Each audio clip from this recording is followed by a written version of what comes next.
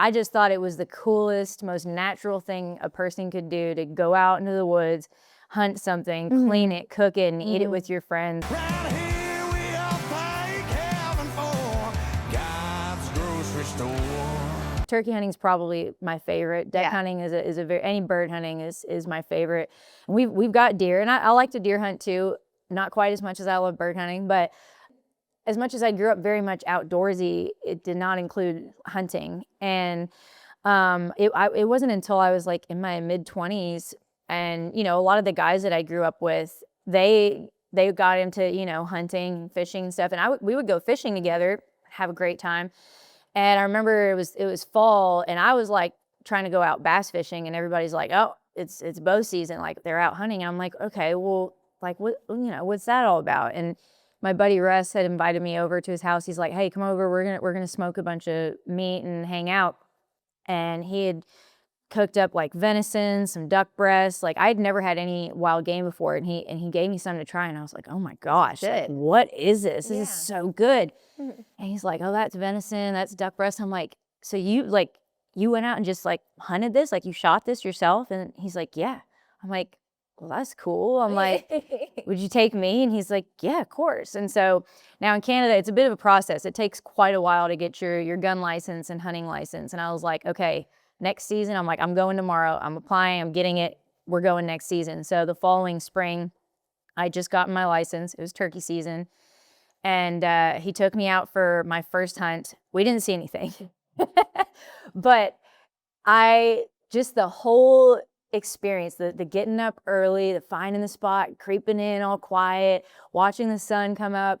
He was like doing all the calls and stuff. And I was just like, what is this? This is crazy. Yeah. And we left, and he was like, man, I'm really sorry. He's like, did you hate it? And I was like, no, like, can we go again tomorrow? And he's like, yeah. And, I actually never got a turkey that year, but the following fall, he was going duck hunting with some buddies. He's like, why don't you come with us? And so I was the only girl at the camp, but these are all guys that I grew up with, so I felt comfortable, and they were awesome. They were giving me all the points and pointers and tips and stuff. And I remember the first morning, it's like opening day, first light, and there's a single mallard coming in. They're like, all right, Megan, you got this. And I was like, God, please. Please don't embarrass me. Please don't let me miss this bird.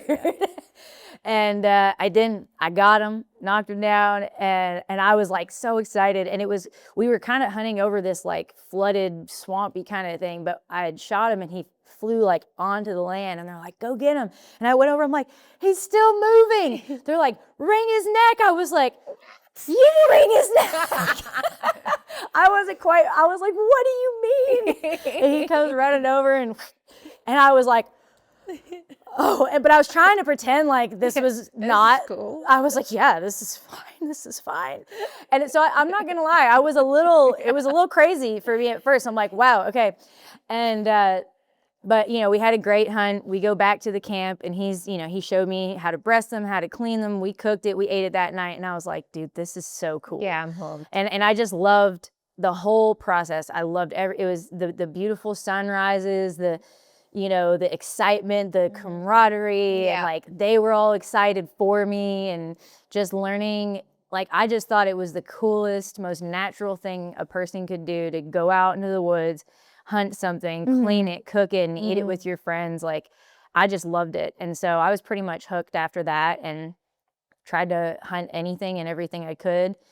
And it was cool. And I was really lucky because I think it can be really tough for women to get into it, especially if you don't grow up with like a dad or a brother or like a family member who's going to take you out. I was super lucky to have some intimidating. It's intimidating for sure, because you're always wondering like if there's some guy at the camp, and there are. I've been to camps where like, oh, why is there a girl here? And it's like, okay, sorry you hate your wife, but anyway, I just don't be that guy. Yeah, don't be that guy. And it's like, listen, I'm here for the same reason as you are. I just want to enjoy being in the woods and do some hunting. Just because I'm in camp doesn't mean I want to sleep with you. Yes, please. Actually, never. I've never once wanted to or have. And it's also it's intimidating too, because like I'm the type of person, I don't care, I have no shame, I will ask a million questions. Yeah. I'm not somebody that's gonna pretend like I know something I don't. Which is great. Yeah, well, yeah, and That's how you learn. and you should be able to, like, anybody who's making you feel stupid for asking questions, It's a you problem. they're a jerk. It's like, sure. it's like, oh, Tyler, did you come out of the womb knowing everything about hunting? No. Yeah. And so I was just always really blessed to be surrounded by so many guys and women too, that like, they were not annoyed by my questions. Yeah. They loved how excited I was about it. They loved talking about it and explaining things to me. Like I would ask questions about every little thing they were doing. Yeah. Well, why are you setting these decoys like this? Why are we doing this stand instead of this stand? Why this? Why that? Yeah. Because I genuinely wanted to understand everything about it and learn as much as I could and be a great hunter, you know, and especially, and I think part of why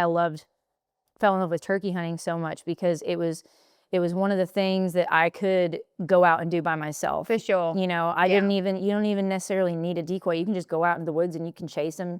You can call them. You can carry it on your back. You can carry it on your back. Yeah. You don't need somebody to come out and help you drag it out. Like it's, and that was something that was really appealing to me as one, someone who always wanted to be an independent woman, but also the solitary of it. I love being able to go out and like, for me in my head, it was like the prepper in me that's like, if shit gets weird, Yep. I can survive on my own.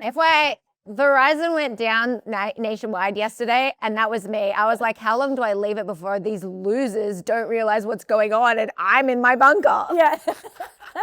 Yeah. But no, it's something that I love, and I've made some great friendships and relationships through the hunting world, and it's like a reset button and an escape for me when I'm on the road and just working a ton.